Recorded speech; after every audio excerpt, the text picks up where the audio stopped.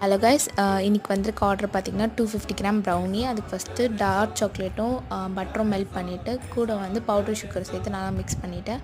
Mix பண்ணதுக்கப்புறம் ஒரு egg சேர்த்து நல்லா பீட் பண்ணிக்கலாம்.